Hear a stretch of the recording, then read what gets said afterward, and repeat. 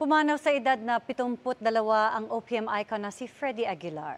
Gayunman, mananatiling buhay ang iniwan niyang musika at sining. Balikan natin yan sa pagtutok ni Aubrey Carampel. Sa awiting Anak, sumikat ng husto ang pangalang Freddy Aguilar, kwento ng hindi matatawarang pagmamahal ng magulang. Isinilang noong 1953, tumatak bilang isa sa mga music icons ng Pilipinas si Ferdinand Pascual Aguilar, na inspirasyon daw sa pagsulat ng kanta ang kwento ng mga ordinaryong Pinoy. Ang awiting Anak nga raw, paraan niya ng pagsusori sa kanyang magulang dahil sa pagiging swail na anak, bagay na ikinuwento niya kay Mel Tiangco sa programang Powerhouse. Yung sitwasyon ko na ganun, kinuha ko yung gitara ko. Tapos, right then and there. Oh, right there and then. Parang bumalik ako. Pero, parang ganyan. No. Ano mo? Tapos, yun na. Nung isilang, ayun na, nung isilang ka sa mundong ito. Dire-diretso na yun. In less than 1 hour, Mel, nagawa ko pati yung kwento, pati melody ng song. And then I recorded it in my mono cassette. I felt sorry. No? Oo, may emotional, may kasamang emotions. Sabi ko, na totoo. Sinaktan ko yung tatay ko.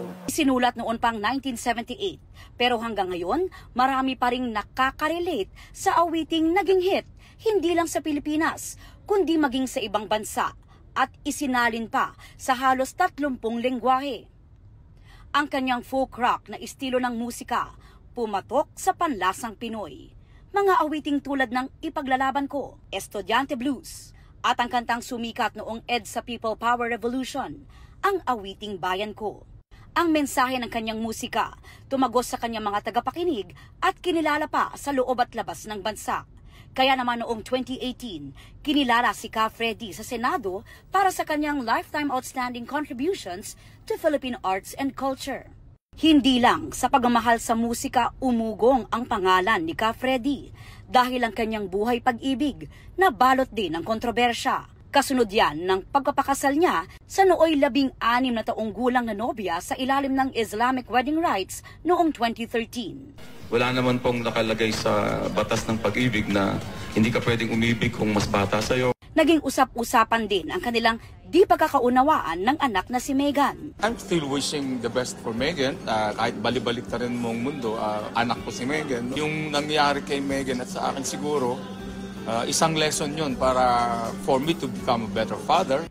Bukod sa pagiging musikero, sumubok din si Ka Freddy na pasukin ang mundo ng politika. Noong 2019, tumakbo siya bilang senador at inendorso ni noong Pangulong Rodrigo Duterte. Noong Marso ay sumama pa siya sa pagtitipon para ipanawagan ang pagbabalik sa bansa kay Duterte. Pero nitong mga nakalipas na araw, napabalitang naka-confine sa ospital si Ka Freddy base sa post ng kanyang asawang si Jovi. Di pa malinaw kung ano ang dahilan ng pagkaka-ospital ni Ka Freddy.